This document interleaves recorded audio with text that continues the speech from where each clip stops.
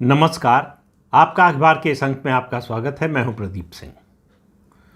इस त्रिकोण को समझिए। आज एक त्रिकोण की बात करने जा रहा हूं। उसको आप समझेंगे तो भारत में भविष्य की राजनीति की दिशा क्या होने वाली है ये समझने में आसानी हो जाएगी। जिस त्रिकोण की मैं बात कर रहा हूं उसका पहला कोण शुरू होता है अभी जो राहुल गांधी की अमेरिका यात्रा हो रही है। और बाकी क्या बातें बोल रहे हैं उनको छोड़ दीजिए।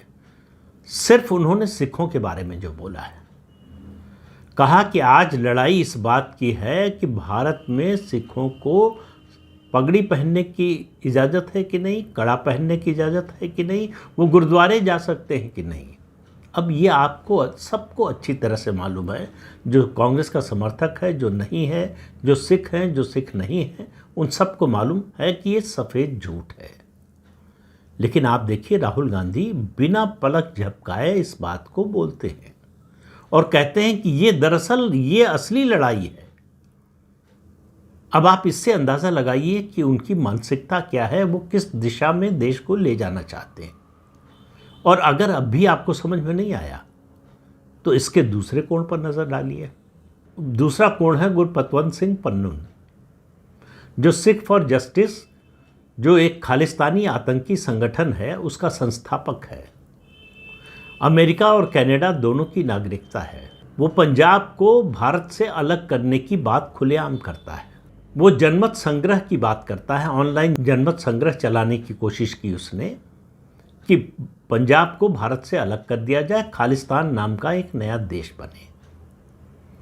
ये घोषित रूप से उसका उद्देश्य है, कोई छिपा हुआ नहीं है। ऐसा नहीं है कि पुलिस को या जांच एजेंसी को किसी जो है छापे में एक लिटरेचर मिल गया उसके आधार पर कहा जा रहा है।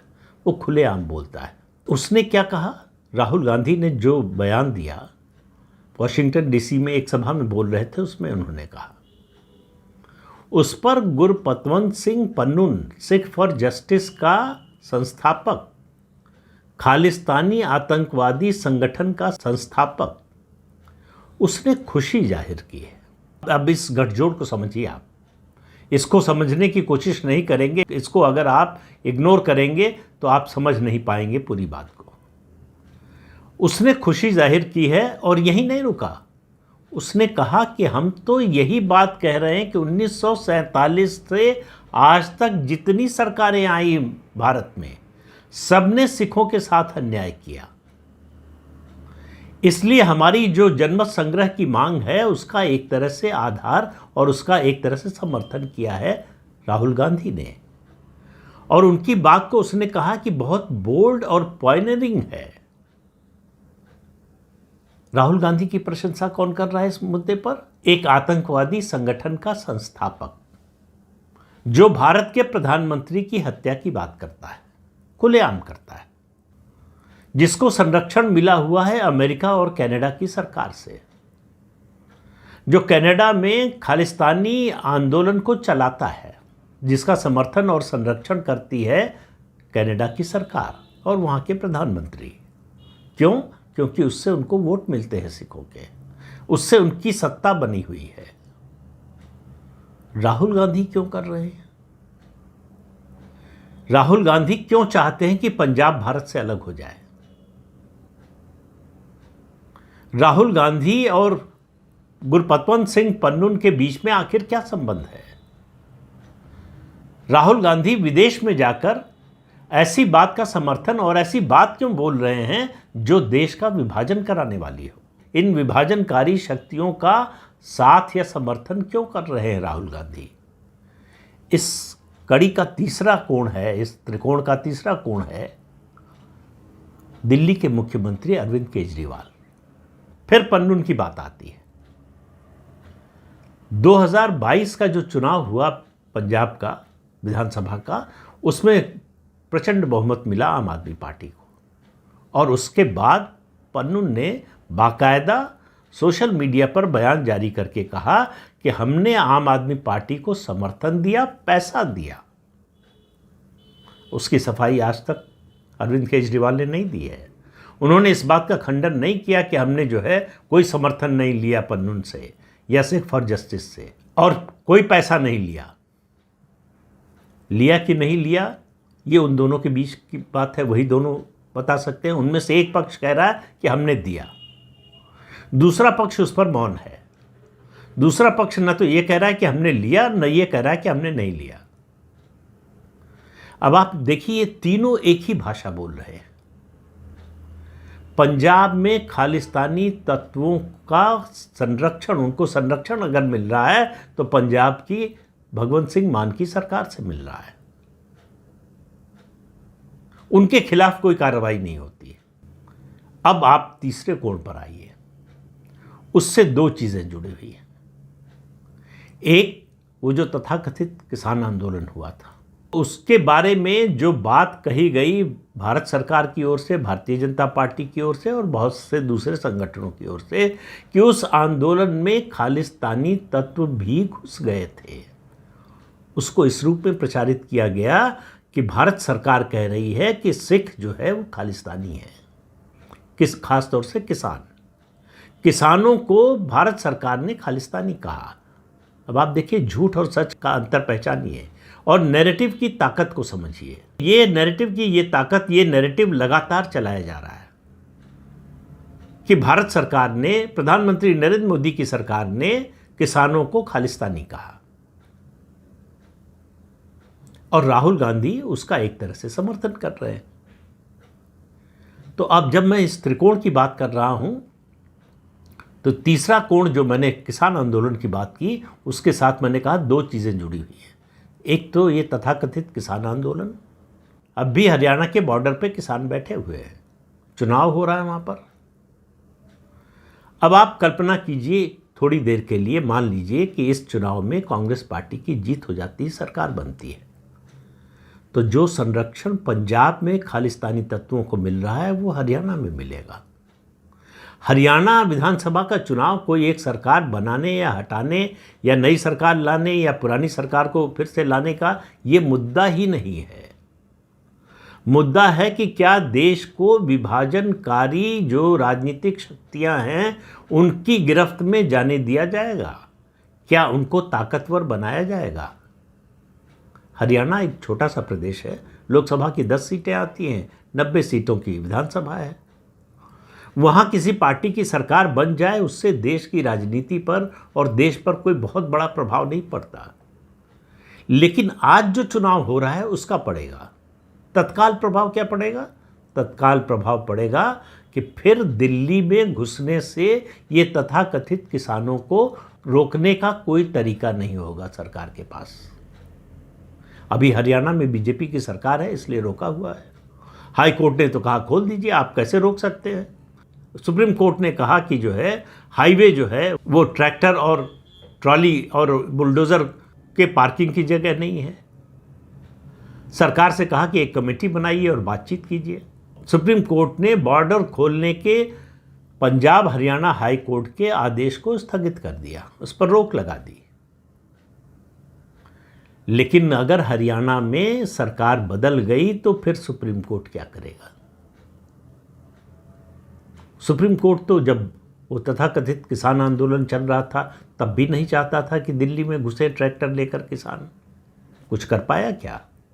एक कमेटी बनाई, उन आंदोलनकारियों को बुलाया बातचीत के लिए, सुप्रीम कोर्ट के पास जाने से उन्होंने मना कर दिया। ये है इज्जत सुप्रीम कोर्ट की उनकी नज़र में। तो संविधान की इज्जत नहीं है, सुप्रीम कोर्ट की इज्जत नहीं है, सरकार की तो बिल्कुल ही नहीं है। ऐसे तत्वों के साथ कैसे निपटा जाएगा?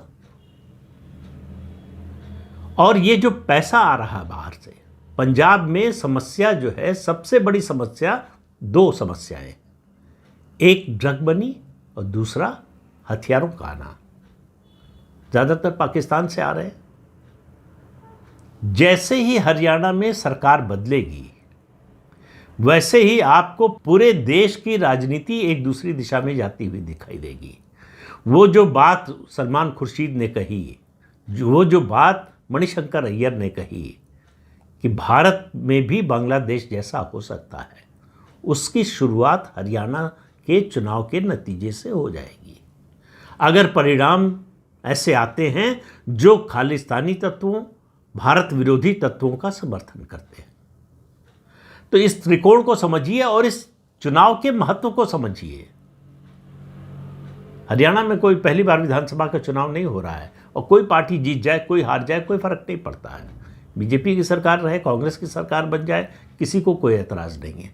लेकिन आज की परिस्थितियों में है, आज की परिस्थितियों में उसका जो परिणाम होगा वो देश के लिए विनाशकारी होगा। इसलिए हरियाणा का चुनाव 90 विधायकों के चुनने का चुनाव नहीं है, ये देश की राजनीतिक दिशा को चुनने का, तय करने का चुनाव है। इसलिए हरियाणा के चुनाव का महत्व बढ़ जाता है,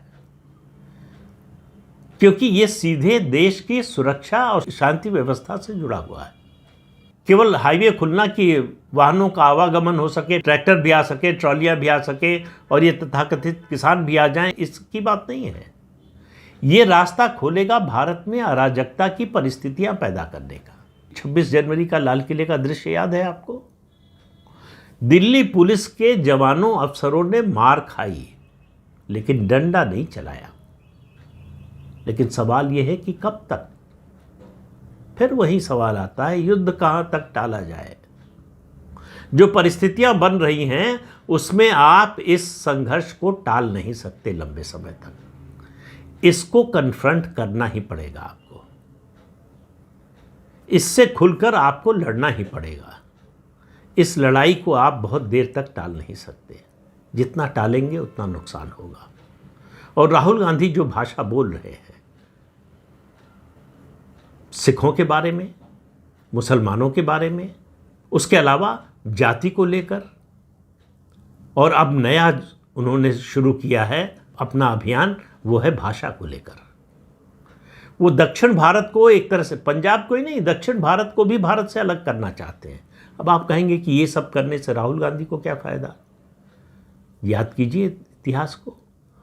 अतीत हमेशा भविष्य की दिशा बताता है, भविष्य के बारे में इशारा करता है, संकेत देता है। ये हमारे आपके ऊपर है कि हम उसको समझे या ना समझे। 1947 देश का बंटवारा किसके नेतृत्व में हुआ?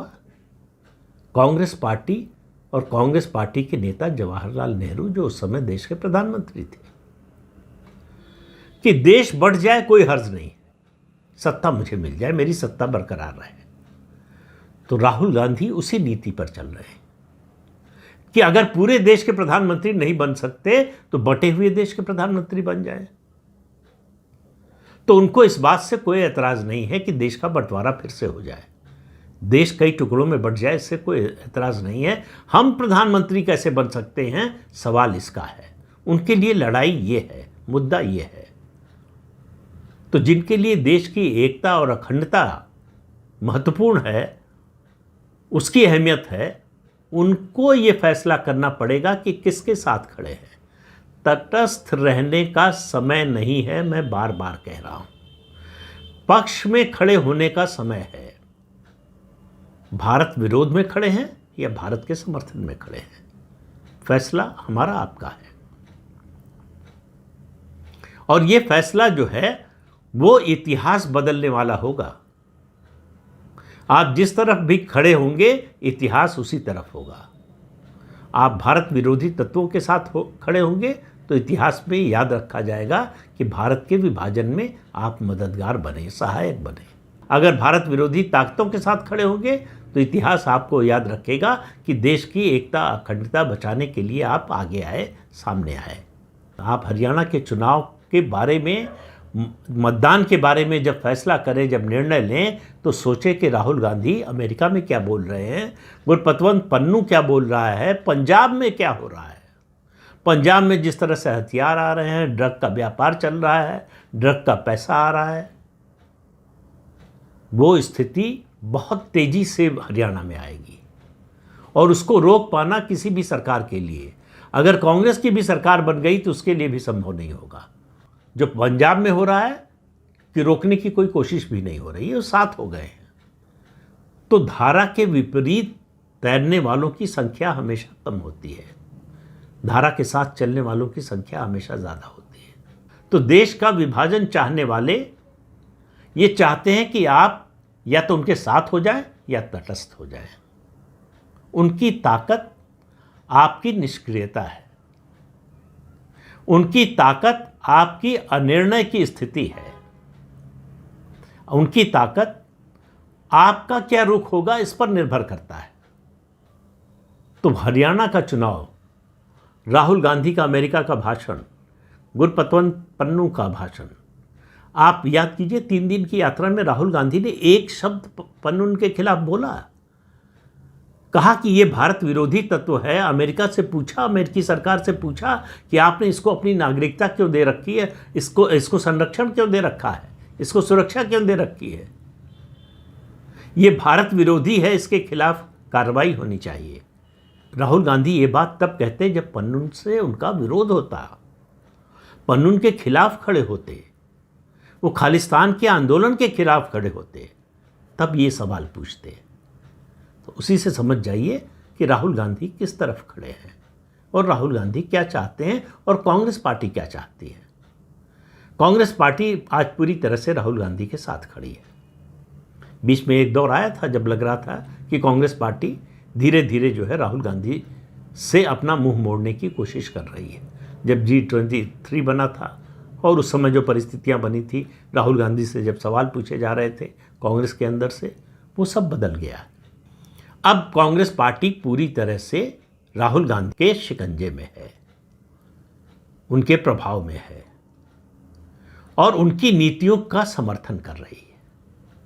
तो फिर कह रहा हूं कि हरियाणा का चुनाव किसी एक राज्य का, किसी एक विधानसभा का या विधायकों के चुनने का चुनाव नहीं है, किसी एक सरकार के बनने या न बनने का चुनाव नहीं है। ये देश की राजनीति की दिशा तय करने वाला चुनाव बनेगा, क्योंकि हरियाणा दिल्ली से सटा हुआ है, दोनों का बॉर्डर मिलता है। हरियाणा से आकर दिल्ली में अराजकता फैलाना आसान है, इसलिए हरियाणा का चुनाव देश की एकता और अखंडता से जुड़ा हुआ चुनाव है। तो आप तय कर लीजिए किस तरफ हैं। तो आज के अंक में इतना ही, अगले अंक में फिर मिलेंगे किसी नए मुद्दे के साथ। तब तक के लिए अनुमति दीजिए। आपसे अनुरोध है कि ये चैनल देखिए, शेयर कीजिए, लाइक कीजिए और सब्सक्राइब जरूर कीजिए। नमस्कार।